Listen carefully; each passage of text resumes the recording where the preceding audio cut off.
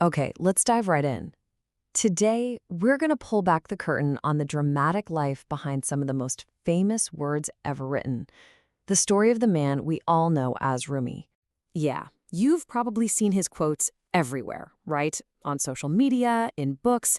They speak of this profound, mystical love that feels both ancient and somehow incredibly modern. But here's the thing. These beautiful words weren't just thought up. They were born from a life of shocking transformation and deep, heartbreaking loss. And that's what's so fascinating, because while so many of us know the quotes, very few of us know the wild story of the man who wrote them over 800 years ago. And trust me, his journey is absolutely not what you'd expect. To really get this, we have to kind of forget the Rumi we think we know. Before he was a poet of the heart, he was a celebrated man of the mind, a prestigious and honestly a deeply conventional scholar. He was born way back in 1207 in what is now Afghanistan. His full name, Jalal ad-Din Muhammad Rumi. And he came from this long line of really serious Islamic theologians. So from day one, he was basically groomed to be a pillar of the religious establishment, a real intellectual heavyweight. And get this, he was incredibly successful at it. When his father died, Rumi took over as the head of his spiritual learning community. And this wasn't some small-time operation. He was overseeing more than 10,000 students. Think about that for a second. This was a massive, influential institution, and he was the guy in charge. Now, to understand the world he was living in, you only need to know one other name: Genghis Khan. Yep, that Genghis Khan. While Rumi was over here, cultivating this world of learning and mystical inquiry, Khan was out there mastering violence and conquest. In fact, it was the invasion by Khan's armies that forced a young Rumi and his family to flee their home, becoming refugees on a 2,000-mile journey. Just imagine, two completely different paths in the very same world. So Rumi's life was set. He was a respected scholar, a community leader, a man of profound intellect. He had it all. And then, one day, a stranger appeared. A mysterious, wandering dervish, a type of Sufi mystic, named Shams of Tabriz. And this man, well, he was about to set Rumi's entire world on fire. The legend of how they met is just incredible. It happened by a pond. Rumi was sitting there, surrounded by his precious handwritten books, the source of all his knowledge. Shams walks up and asks him what he's reading. Rumi, a bit dismissively, basically says, "You wouldn't understand." So in response, Shams just gathers up all of Rumi's books and throws them into the water. Rumi is horrified, obviously. But then, Shams reaches into the pond and pulls the books out, one by one, perfectly dry. Rumi is just stunned. He asks how this is even possible, and Shams replies that this is a knowledge that's beyond books. It's beyond the intellect. And then he delivers the line that changes absolutely everything. "You must now live what you have been reading about." I mean, wow. This was so much more than a magic trick. It was a complete shattering of Rumi's identity. This single encounter started a profound and total transformation, shifting him from a man defined by his mind to one guided by his heart.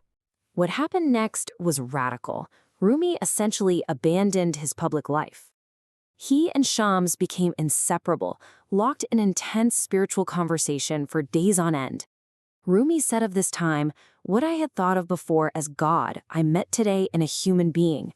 You see, he was discovering the divine not as an idea to be studied, but as a love to be experienced. But this intense connection, well, it bred a lot of jealousy among Rumi's students. They felt abandoned. The scholar they revered was gone, replaced by a mystic spending all his time with this wild vagabond. And all this resentment, it leads to the story's tragic turning point, the disappearance of Shams. And this really poses the central question of Rumi's entire legacy. How does the most devastating heartbreak a person can experience become the source of timeless, world-changing art? So in 1248, Shams vanished. Most people believe he was murdered by Rumi's own followers. The loss absolutely shattered Rumi. But in the depths of that grief, something new was born. This is when the poetry we know today began just pouring out of him. We're talking over 40,000 verses. They say that in his sorrow, he would walk around a column, swirling in grief. And from this, the iconic dance of the whirling dervishes was born.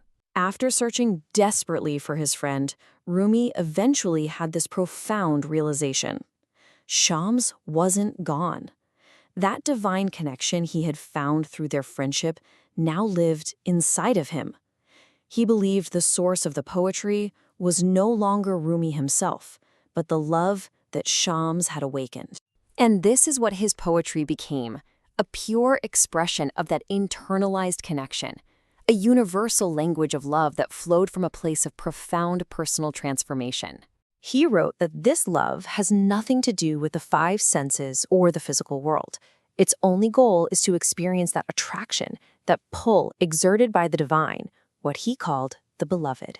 He constantly contrasted the fleeting external world with the eternal internal one. For him, true beauty wasn't something you could see. It was a quality of the heart that nourished the soul. And crucially, he distinguished this love from the logic of the mind. Reason, the tool of his former life as a scholar, was all about calculating and seeking a benefit. But love? The force he discovered through Shams, that was a reckless, all-consuming fire. So why does the story of this 13th century mystic still move us so deeply today? I think it's because it's a story about the power of human connection to completely change us. It's proof that out of our deepest pain, we can create something beautiful. He literally turned the agony of loss into a dance, and his yearning became poetry that still speaks directly to the soul 800 years later. Rumi's life teaches us that the most profound wisdom isn't found in books, but in the lived experience of the heart. He urged people to find the jewel within, which really leaves us with a question for our own time. In a world filled with so much noise and distraction, where do we even begin to look for that?